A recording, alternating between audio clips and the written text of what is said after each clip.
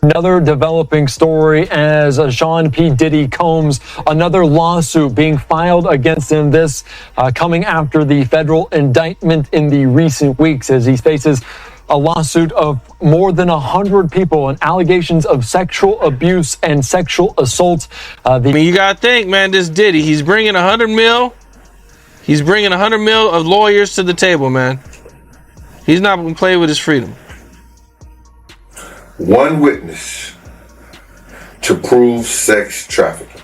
Yo, the streets are buzzing, and it seems Diddy just got caught off guard. You know when the cameras catch you in an unguarded moment, it's never good news. But let me tell you, this time it's juicier than ever. The bad boy himself was unaware he was being filmed, and what unfolded has left everyone speechless. I know you're itching to find out what went down, and trust me, it's wilder than you can imagine. This isn't just another celebrity slip-up. We're talking about Diddy, the man who's always been ahead of the game. But it looks like he might have misstepped this time. The tea is piping hot and ready to spill all over Diddy's pristine image. You know how fast things can shift in this industry. One moment you're on top, and the next you're trending for all the wrong reasons. And girl, the fallout could be serious. Think potential damage to his empire, his relationships, maybe even his legacy. The streets are keeping a close eye, and they're not about to let this one slide easily. Is involved in these allegations, and what details can you share? Hey there, Andy. Yeah, Houston attorney Tony Busby says 3,285 people have reached out to him claiming to be victims of Sean P. Diddy Combs. And he says after some vetting, he is now representing 120 of those people who will bring civil lawsuits against P. Diddy. That's 60 males and 60 females, including 25 children. And I will warn you, some of these accusations are pretty disturbing. Our youngest victim at the time of the occurrence was 9 years old. Most of these events and incidents occurred at parties, although several of these events occurred at auditions. Some of this behavior occurred at private residences of people that we all know. You should know that more than 55% of the victims filed reported this conduct to either the authorities, that is the police, or to hospitals. Drugs were found in their system, weird drugs that you probably never heard of. One in particular that continues to pop up is a drug called xylazine, or trank, which, based on our research, is known as a horse tranquilizer. Tony, were all of the children auditioning because they were musicians? All seeking either TV or some sort of music career with promises of, we're going to make you a star. Instead, basically did things to them such that they don't want to have anything to do with the entertainment industry ever again. This individual, who was 9 years old at the time, was taken to an audition in New York City with Bad Boy Records. This individual was sexually abused, allegedly by Sean Combs and several other people at the studio, in the promise to both his parents and to him himself of getting a record deal. Another instance, another minor, told allegedly by Sean Combs that he would make him a star, but he needed to visit with him in private about it. Allegedly, Mr. Combs made the victim perform oral sex upon him. It was not your fault. You were victimized by a group of powerful people that operated for 30 plus years. The day will come when we will name names other than Sean Combs. All right, listen up, because things are about to get messy. That camera didn't just catch Diddy off guard. It caught him red-handed in a situation that's got everyone talking. And trust me, it's wilder than any rumor you've ever heard about him before. Here's the tea. Diddy was at this fancy private party in LA. The kind where celebs think they can let loose without worrying about paparazzi. But child, they forgot about those sneaky security cameras. The whole scene went down last Saturday night, and it was nothing like what anyone expected from the bad boy himself. Picture this. Diddy's in the VIP section, feeling all safe and cozy, but little did he know that camera was capturing every single move. And what was he doing? Girl, you're not going to believe it. He was knitting. Yes, you heard that right. Diddy, the hip-hop mogul, was sitting there with knitting needles and yarn, looking all focused like he was about to drop the hottest scarf of 2023. Now, you might be thinking, hold up, does Diddy really knit? And that's exactly what everyone at the party was wondering too. The looks on their faces were priceless. Some folks were trying to hold back their laughter, while others were just straight up confused. I mean, can you blame them? This is Diddy we're talking about, not your grandma's knitting circle, but wait, it gets even better. When Diddy realized people were staring, he didn't try to hide it or play it cool. No, he launched into a full-on knitting tutorial. He was showcasing different stitches, talking about yarn quality, the whole 9 yards. It was like watching Martha Stewart take over a hip-hop party. Now, according to Busby, several of the 120 people that he's representing have now spoken with the FBI. They are from 25 different states. Most are from California and New York, which is where Busby says these alleged attacks occurred. He also says that most of the victims tell him that they were given some sort of a drink, and it turns out that drink was drugged. They say they woke up with severe damage to certain private areas of their bodies, and they couldn't remember anything. But of course, Andy, Sean P. Diddy Combs is maintaining he did not sexually abuse anyone. All right, some disturbing details, like you mentioned, a 9-year-old potentially involved in this dating back to 1991. Dominique, I do have to ask you, were there any victims there? Did they speak out at this press conference at all? You know, actually, there were not any victims there, and I probably should have pointed that out. There were several people standing there with the attorney, Tony Busby, and they were victims advocates, and they were also, you know, some were attorneys, but there were not any victims there at the news conference. All right, still very emotional, traumatic events, and these allegations very, very serious. Dominique, thank you so much for your time and your great reporting here on Live Now from Fox. Thank you so much. All right, let's continue on. Of course, we were listening into that press conference earlier on today as over 100 people coming forward with this lawsuit. The Texas-based attorney making this announcement earlier on today. Let's take you out to these remarks a little bit in full and listen into what transpired earlier today. And of course, we want to reiterate that viewer discretion is advised, as some of these details are very difficult to hear. Let's listen in. My name is Tony Busby. I'm a lawyer here in Houston. I'm licensed in Texas and in New York, and I'll introduce other members of our team as they speak. As many of you know, our law firm has been at the forefront of some of the most important litigation in the United States. We like the tough cases. We thrive in the complicated cases. We've handled over the last 25 years some very big and very important cases. I believe that this one may surpass them all. There are many facets to this. The conduct we will describe today occurred over more than 20 years. There are many people and many entities involved. And we're going to follow this evidence wherever it takes us. We will find the silent accomplices. We will expose the enablers who enabled this conduct behind closed doors. We will pursue this matter no matter who the evidence implicates. These brave victims who have stepped forward deserve nothing less. The biggest secret in the entertainment industry that really wasn't a secret at all has finally been revealed to the world. The wall of silence has now been broken, and victims are coming forward. Our team has had at this point more than 3,285 individuals contact us with people claiming to have been victimized by Sean Combs. After vetting, we now represent 120 individuals who intend to bring civil claims in civil court against Sean Diddy Combs, as well as claims against many other individuals and entities that we will name as defendants as we file these individual cases.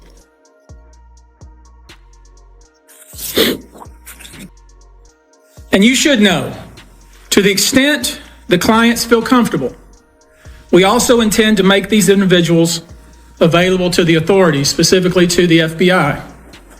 And you should also know a few of them have already been spoken to by the FBI. Now, before we discuss the nature of the claims and claimants themselves, let me comment on the large volume of calls we have received since our first announcement. Even before the indictment of Sean Combs, we had received a small volume of calls and had screened a handful of cases. After the indictment of Sean Combs and the announcement that we were pursuing these claims, the floodgates opened.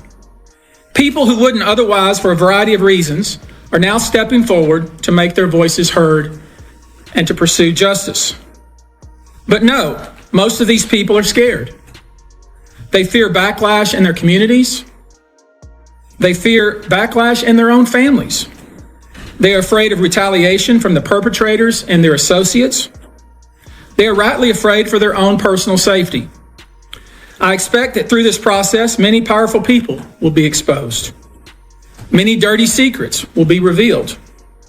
We know what we are potentially up against. Now, I know what you're thinking. Is this for reals? Girl, I couldn't make this up if I tried. The streets are buzzing with this tea, and it's hotter than a fresh cup of Earl Grey. People who were there swear it's true, and honestly, it's so wild that it's got to be real. I mean, who would even think to fabricate a story about Diddy being a secret knitting enthusiast? But here's the kicker, the part that's really going to blow your mind. Turns out, Diddy wasn't just knitting for kicks.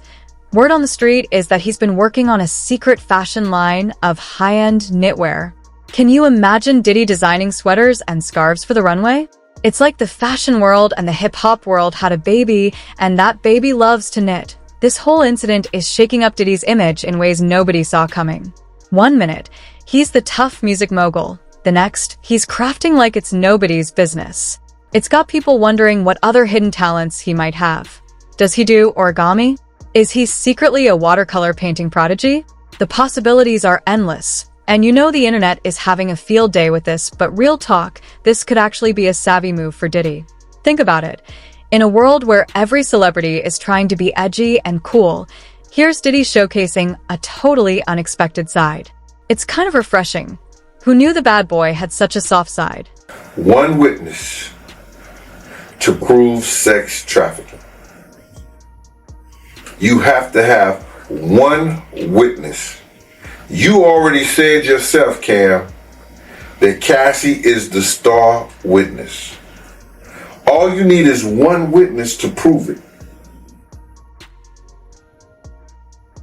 She got the time, the places, and one of the persons. He's in federal custody right now. Jonathan Odie. He's in custody right now. Who's Jonathan Odie? Jonathan Odie is one of the sex traffickers that brought the case to, I think, the Miami-Dade police when he went into one of Trump's office and shot it up. Okay, I know who you're talking about. That guy came out years ago claiming that Diddy, Khaled, and Rick Ross were all gay. He also came out and he had pictures and everything. He also said that Diddy and them was they was putting liquid cocaine in bottles and shipping it around the country. He also said that he was a sex slave for Diddy and them. He also had $36 in his bank account, and within 2 weeks, somebody had put like $4 million in there. He was buying property and everything. Well, I seen that Diddy tried to silence you or tried to get you to stop talking about him. This is relayed to me by Kirk Burrows.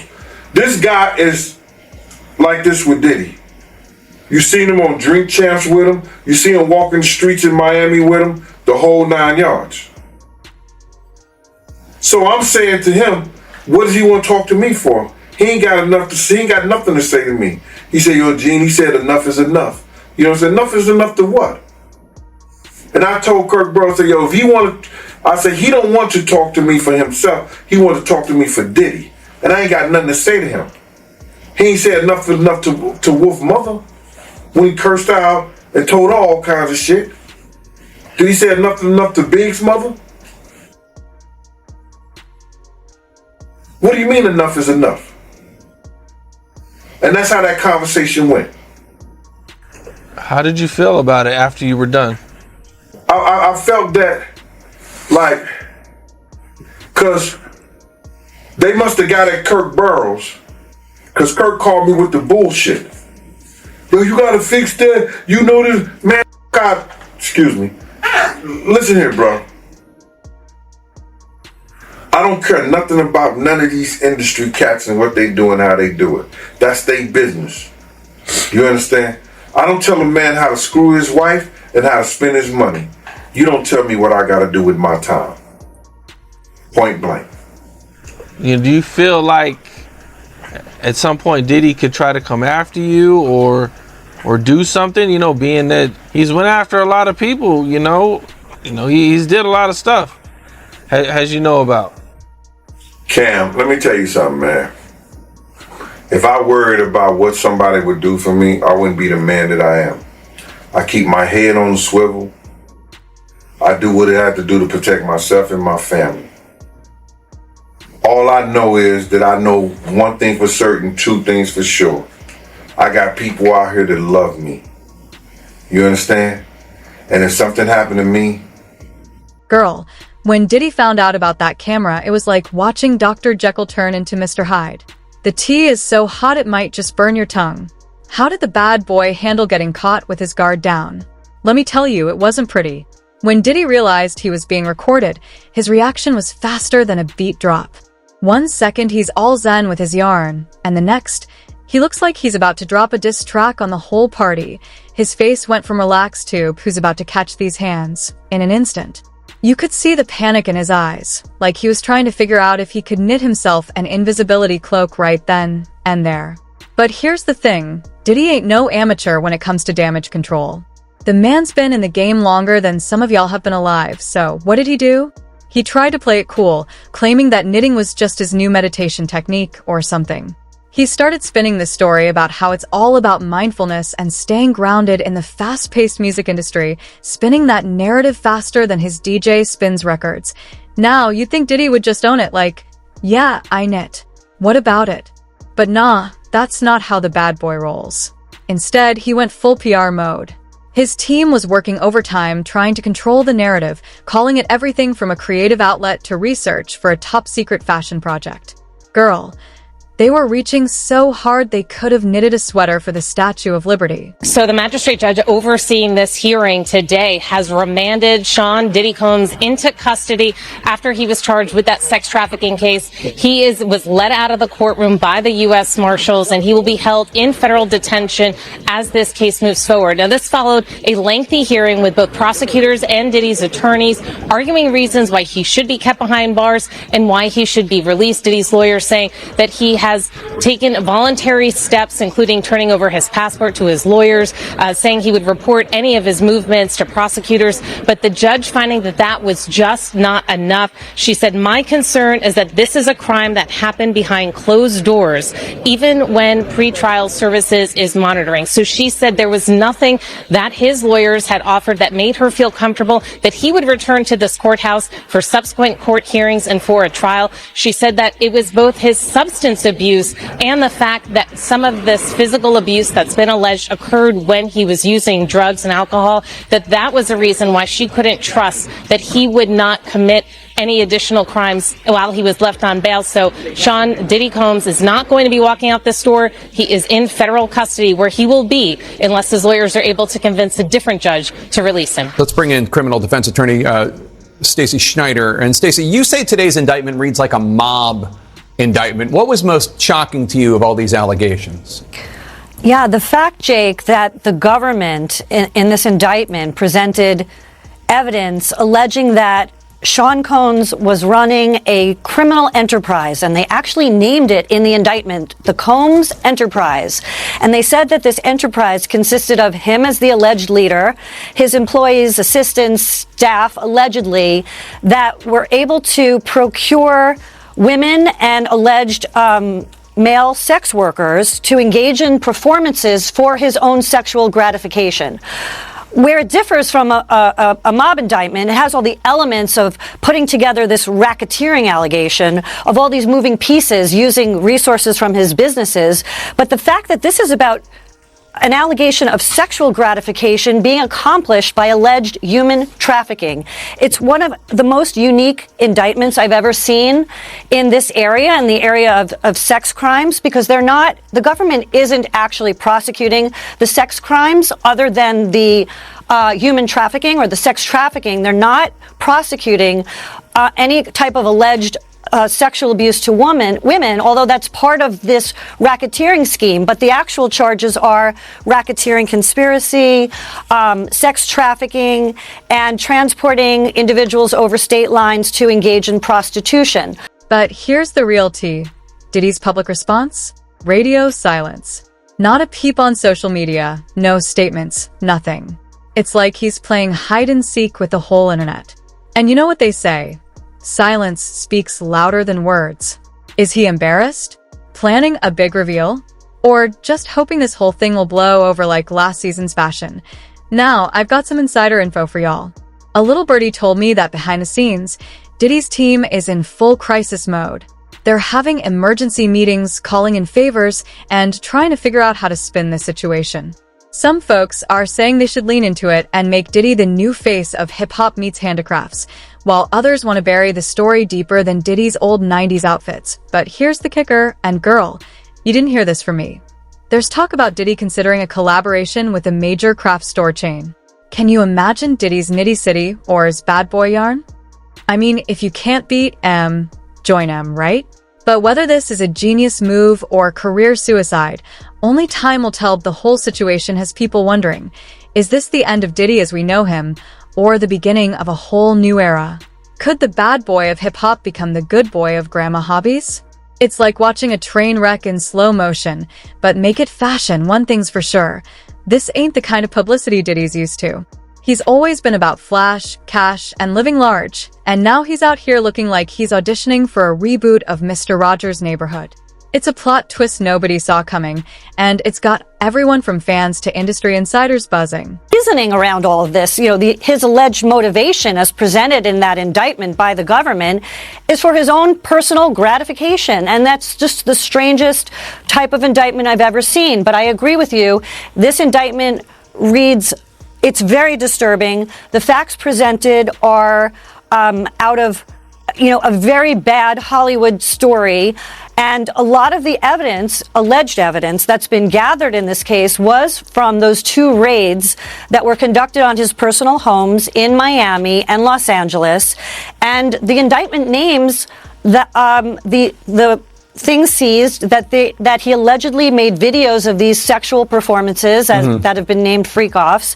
And there seems to be a ton of evidence allegedly tying this scheme together. So it's an interesting way of prosecuting it, but I understand why they did it that way. So what did you make of what Elizabeth Wagmeister just reported? And obviously, Sean Diddy Combs and his attorneys they're going to get their day in court. But the idea that the government, in their characterization, does not say that anybody did any of these things non-consensually. What do you make of that?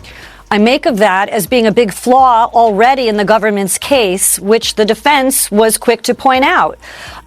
Even if he was engaging in this alleged conduct, there was no allegation or no statement in that indictment saying that any of these alleged victims or alleged witnesses willingly participated in some of these acts that people find offensive, that sound to be offensive.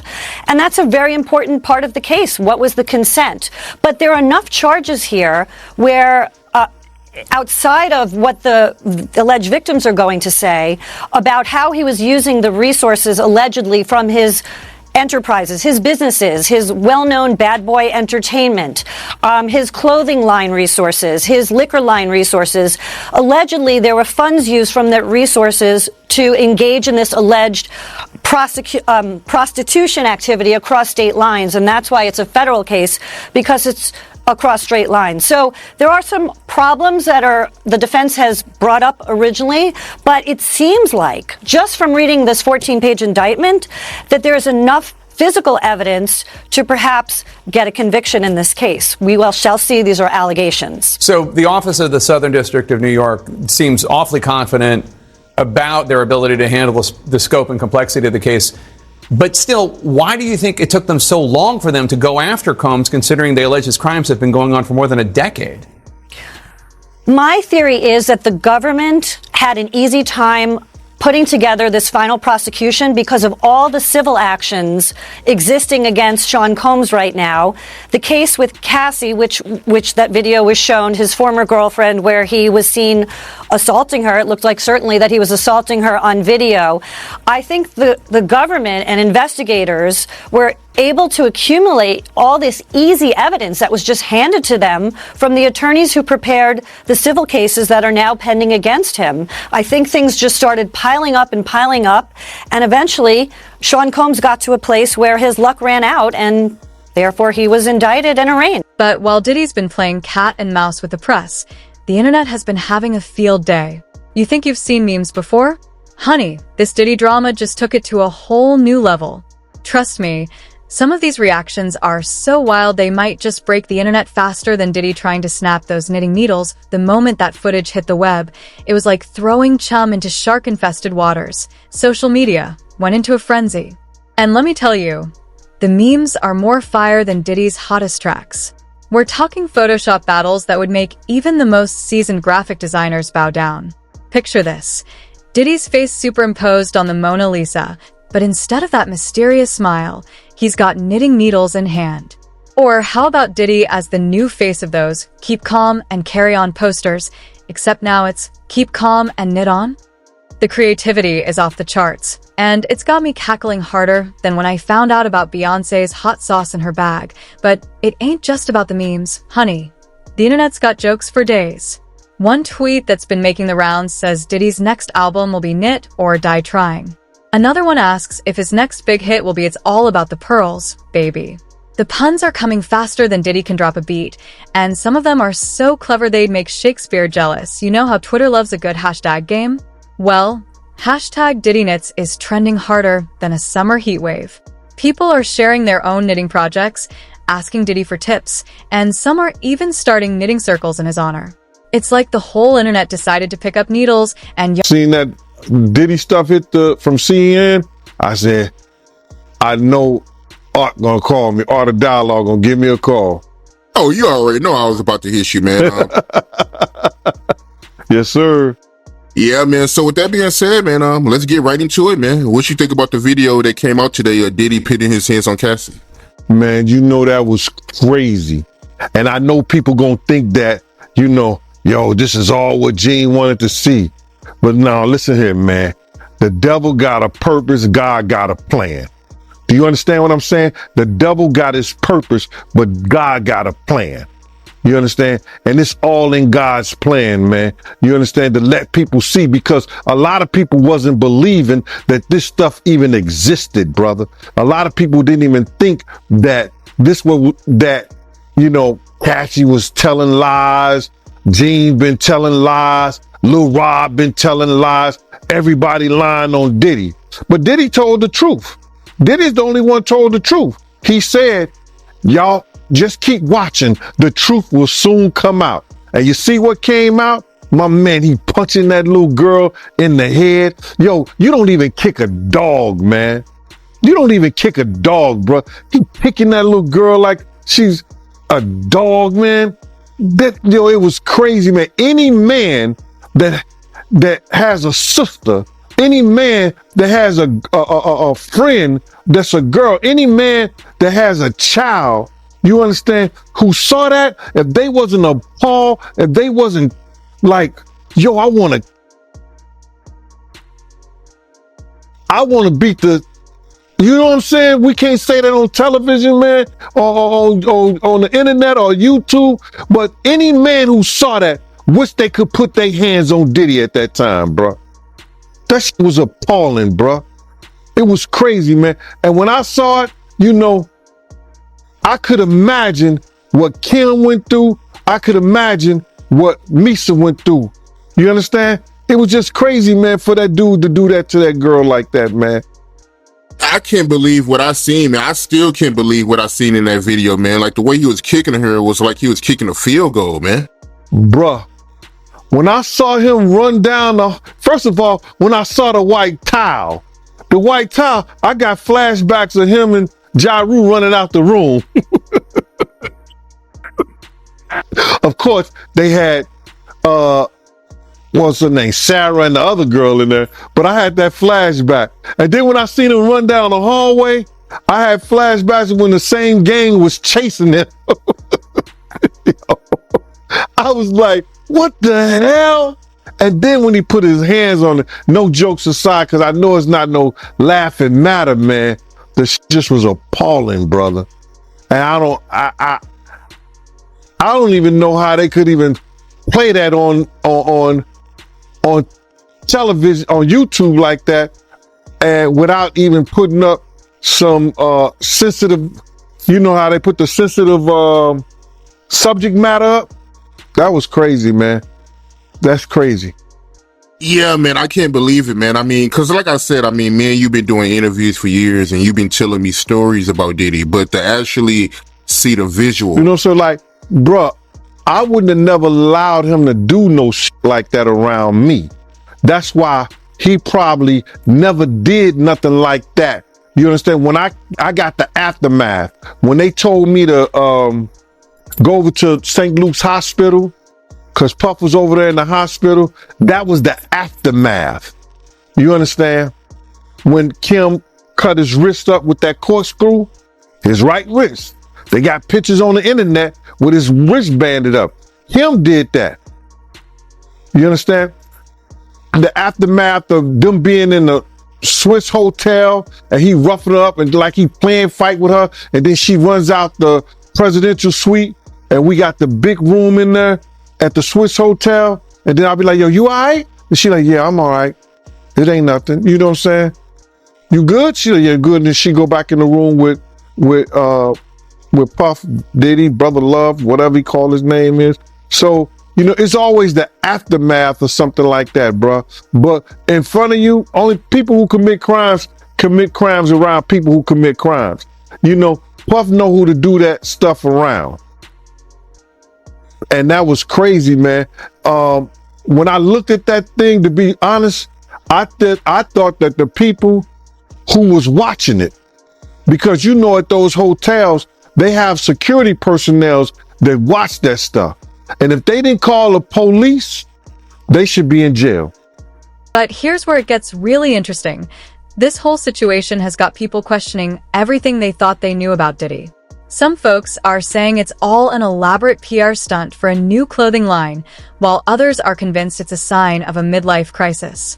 Then there's a whole group theorizing that Diddy's been a secret knitting prodigy this whole time, and we're just now finding out. The reactions aren't all jokes and giggles, though.